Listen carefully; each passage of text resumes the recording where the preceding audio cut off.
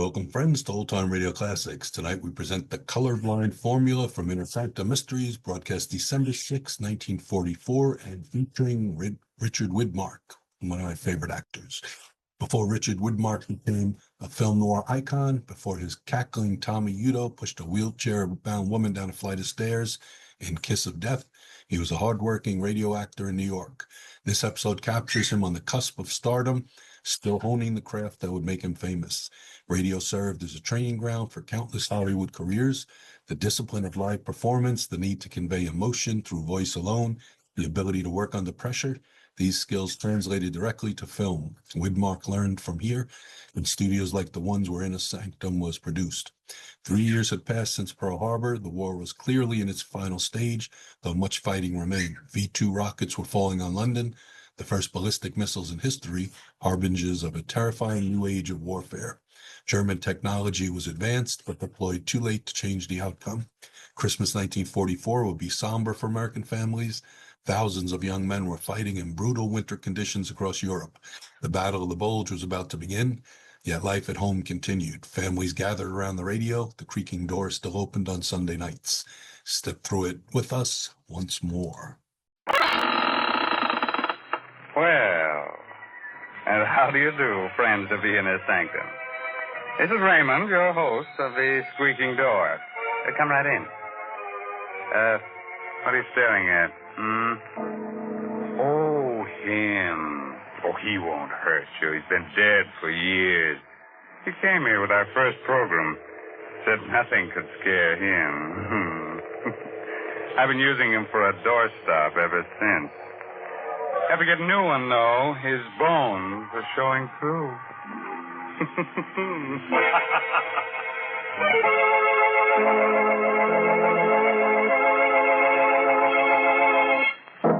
My friends, did you know that this is a bad winter for our ghost friends?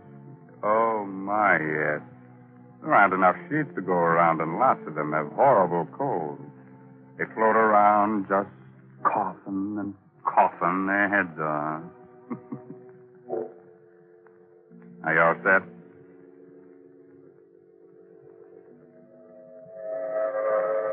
The Coast of Maine Express is already an hour out of Boston. It's noon of a windy November day as the New England landscape flashes past. On the train, the crowds of servicemen, doting mothers, babies, salesmen, and a man who was this day acquitted of murder because the police couldn't find the body. Richard Fenner sits alone, the suspicion of a smile tugging at thin lips that whisper what his eyes follow on the paper. Body of Ole Sventorg, color chemist of Satan's Point, Maine, still unfound. Sventorg was known to be developing a paint formula, making it possible for colorblind people to see reds and greens as normal people see them. It is believed that the chemist had the final notes for his successful formula on his person. Richard Fenner, youthful assistant, on whom Sventorg tested his pigments, admitted he may have killed Sventorg in a fit of temporary insanity induced by the experiments. He was found in a dazed condition with blood on his hands on the day of the chemist's death. Hello, friend. Anybody sitting here? No? Good. Have a peanut? No, thank you. Best food in the world, peanuts. Always eat them. Name's Botts, friend. Jasper Botts. Travels for Goodman's Textile. Don't feel like talking, huh? Got some thinking to do? Well, that's all right. I'll just read a while. Idiot. I've done my thinking. So many things to think about. So much for Anna and me to remember. It had been hard to convince Anna at first. Easy enough for me to say, we have to get rid of Ole. But Ole was Anna's brother. We talked it over on the cliff near the land. We have to, Anna. We have to go through with it. Oh, Richard, there must be some other way. The way things are now, everything's hopeless. You know that. With the paint formula cleared, we can be married. Richard, I love you so much.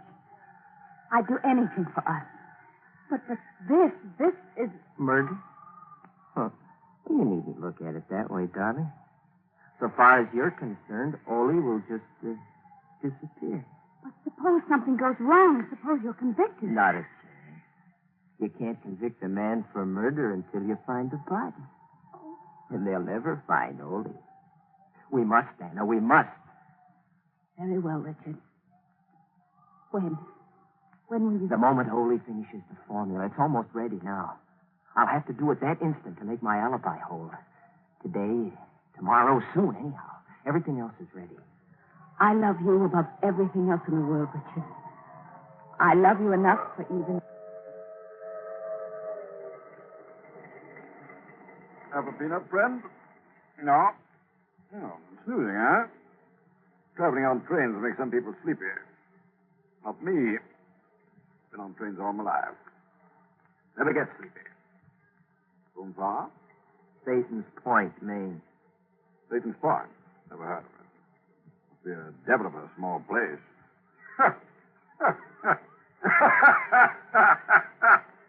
What I said. Satan's Point. Devil of a small place. Good, huh? Have a peanut? Devil of a place. Devil of a place. Devil of a place. Devil of a place it was that day. We went over every detail again and again until our story was perfect. A lot depended on the story we constructed. A lot depended on telling it well. I told it well. To the police in Maine and to the alienists in Boston. I started the story with the morning of October 11th in Ole's laboratory. Hold on. This is my last mixture. It will be ready in a few minutes, and I want your eyes to be well rested. Think you've got it this time, Ole? No, there's no longer any doubt. When these pigments are mixed, I will paint a square board. It will look like a dirty green to my eyes. And to mine? To yours, and those of millions of others who are colorblind. Red. Red that you have only imagined till now. Red of the rose, red of a sunset, red of fire, red of blood. I put the blindfold on. I could sense Ole's tenseness. He'd worked 15 years to make this moment arrive. This is from all I can see. A miracle is about to take place. But I confess to one great fear. What's that, Ole? I'm not afraid the formula is wrong. I'm afraid for you. For me? Yes.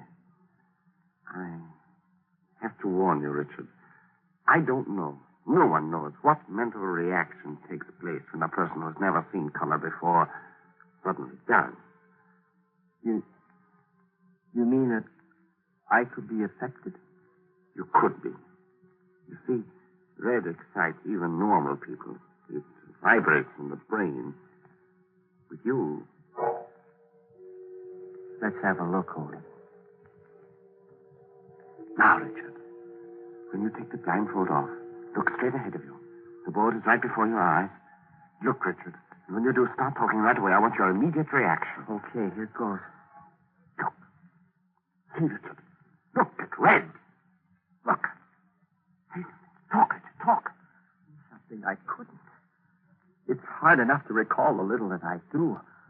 I was staring straight ahead of me at a square board. Nothing happened for a brief instant. And then I caught my breath sharply. My eyes dried. They burned. I closed them, but the patch of exquisite color seared my brain. A single hot, flashing stab of pain pierced my hip. And then I felt a surging power, a physical power grip me.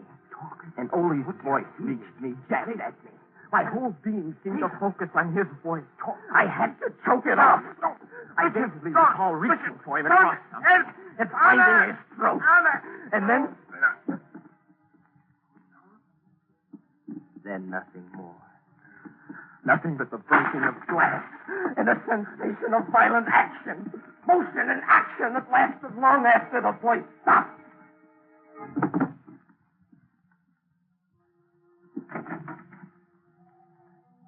Then I felt cold air lashing at me. I was carrying something limp and heavy. There's a point of rock outside the house. It juts over the sea. I stood there for I don't know how long. The first clear thing I recall is identifying Anna's voice coming towards me. Richard! Darling, what are you doing? Richard! Your hands!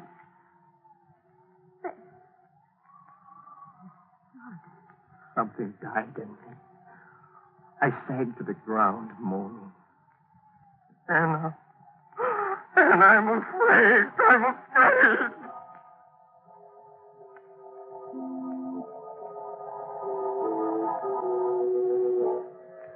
Well, that was my story. That's what I told them all.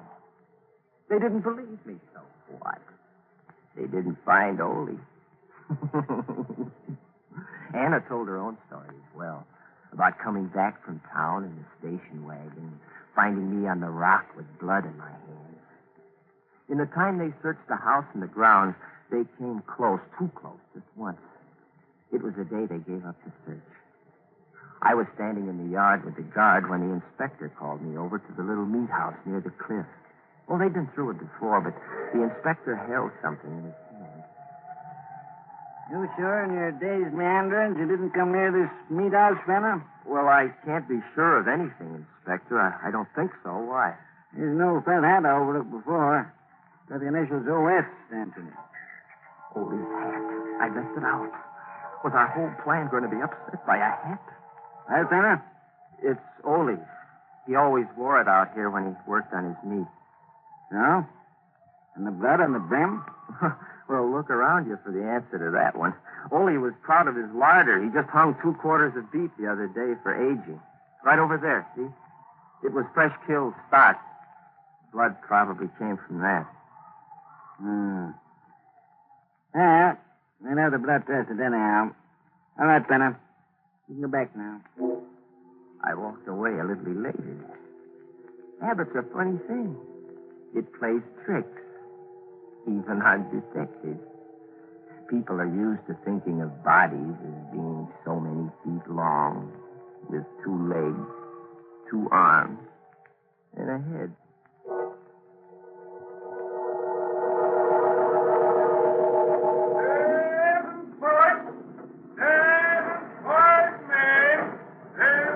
Well, friend, this is your stuff, I guess. Yes, this is it. I'm sorry I was such a poor traveling companion. Oh, that's all right. Feel that way myself sometimes. Have some peanuts? No, thanks. So long. Anna! Oh, darling, Oh, darling. Oh, I'm so glad to see you. Everything went just as you said it would, didn't it? And now you're free. Free, but not safe yet, baby. Don't talk here. Let's get in the station wagon first.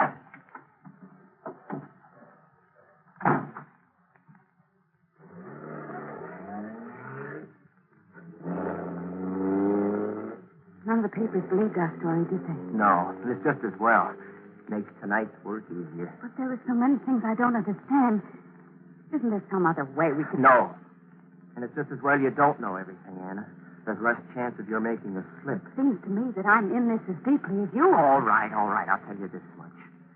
The papers played up the fact that Ole had the final formula on his person when he was killed. The formula we thought was on the lab table, right? Yes. Well, that leaves 2 things I have to do. I have to search Ole's clothing for this thing, and, well, the other thing should be obvious. Oh, don't, Richard. You talk about those things so coldly. Well, it's a cold subject, isn't it? Now, I see the house now. Put your lights off. Did you make the phone call I told you to? Yes, the man said all arrangements had been carefully made. He said the rest was up to you. You wasn't kidding. Okay, pull up by the garage.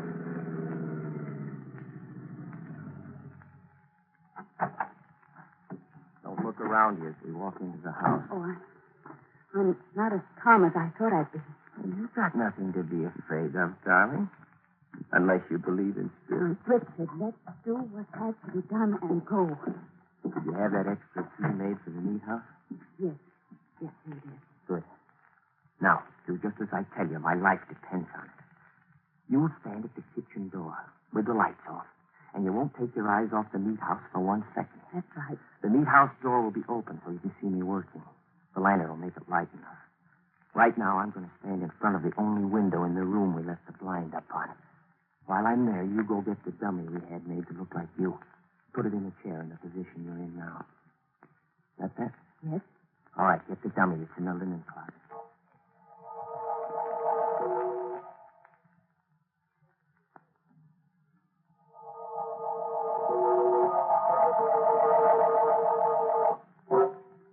Are you sure it's arranged naturally? It looks a lot more natural and comfortable than I am. Good.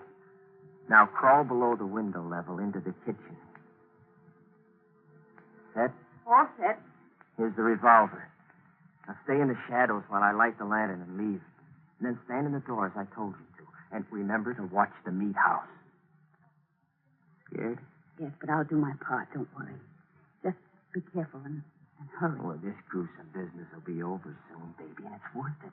What are a few days of this compared to what's in store for us? I know. But hurry.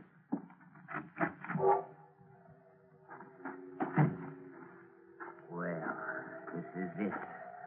Now I must work carefully. The meat house. Boy, this metal's cold. I'll bet Ole is, too. Now, let's see. Put the lantern here. So. And it's the 3 sacks on the meat hooks on the left side.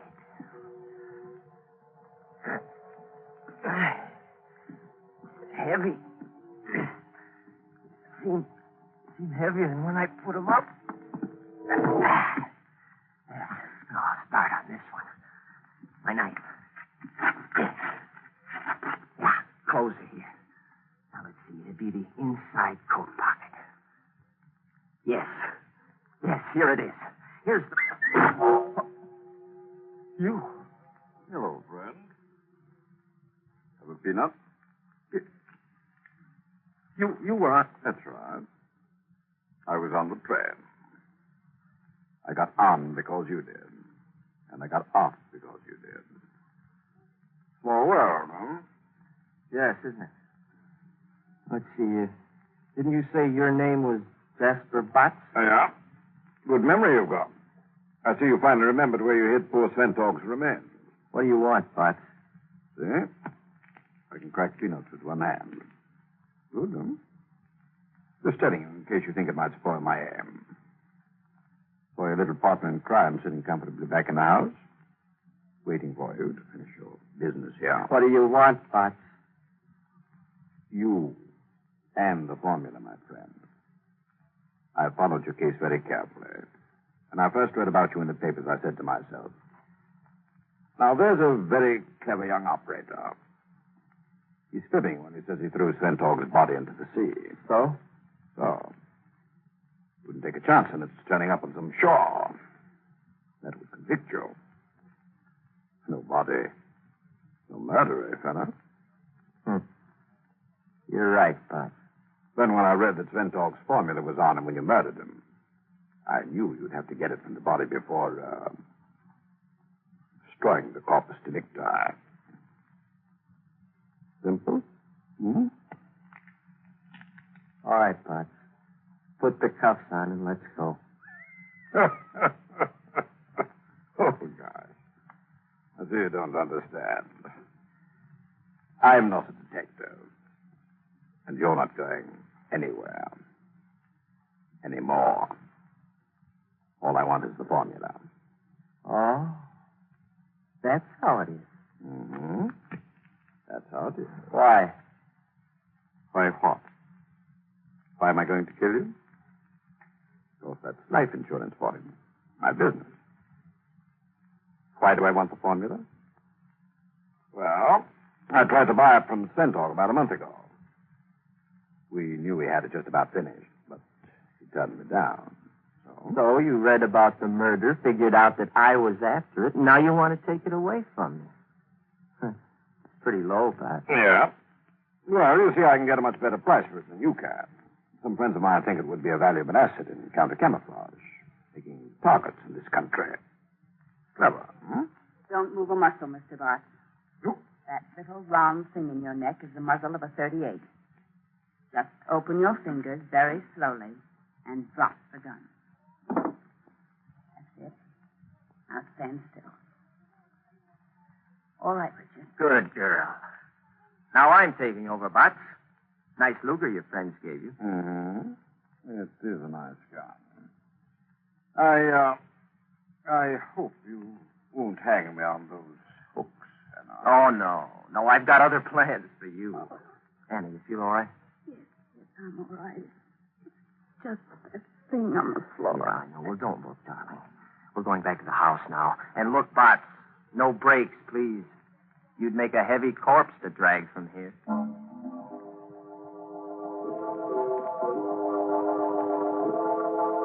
Wow, that's a very cozy little room. Tired and everything, huh? Okay, darling, make your phone call.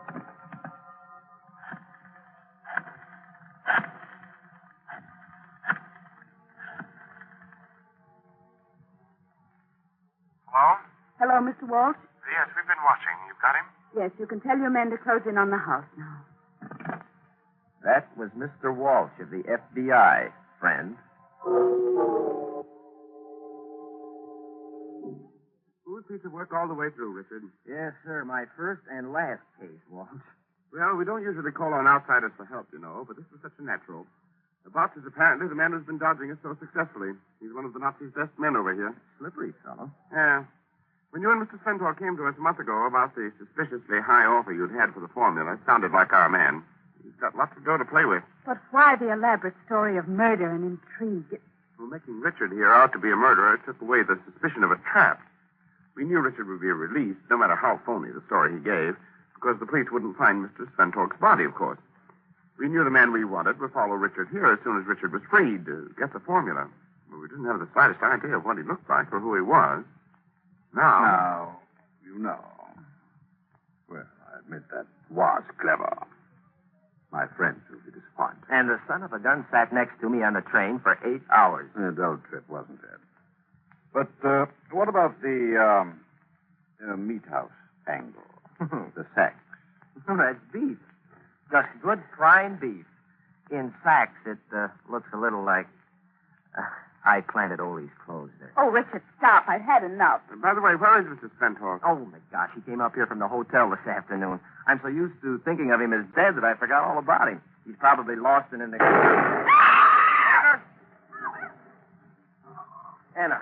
Anna, you all right? Yes, I'm all right, Richard. It's just shook me up, but Richard! Richard, the laboratory! All right, you still have Bart, Mr. Walsh. Hold on to him. I'll take a look in the lab. Go ahead, Tanner. Ole, where are you? Ole? Oh. Here, Richard. I'm all right. It's just my leg. Light a match so we can see. Yeah, sure. Hurry, Richard. I want to see what's wrong. Light a match. I'm holding a lit match, Ole. Oh. I see. Your eyes, Ole. Richard! Richard, He's all right, Anna. I'm bringing him out now. He's all right, yes. But never again to see the red of a rose. The red of fire. The red of a sunset. The red of blood. Ole's formula brought color to millions. Now, he's blind.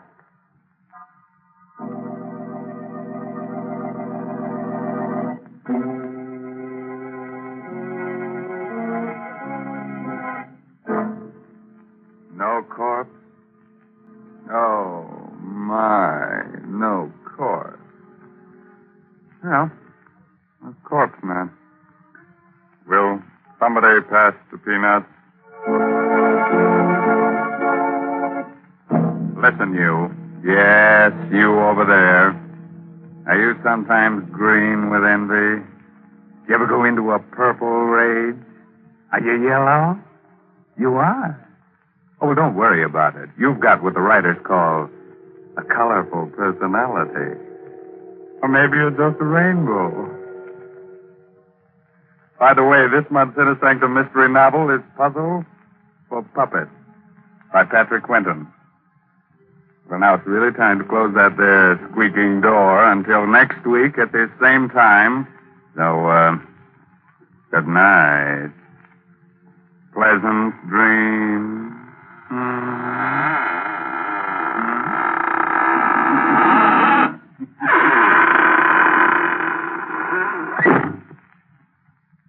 And so for now, we brush off Raymond, a friendly host of Inner Sanctum, a charming ghoul, responsible for tonight's bedtime story. Yes, let's shake that Inner Sanctum dust from our heels and point them in the direction of the green room and a quick listen at the door. Yes, our players are there, rehearsing the next performance in a mystery playhouse. Follow me, please. Come. Come. Come.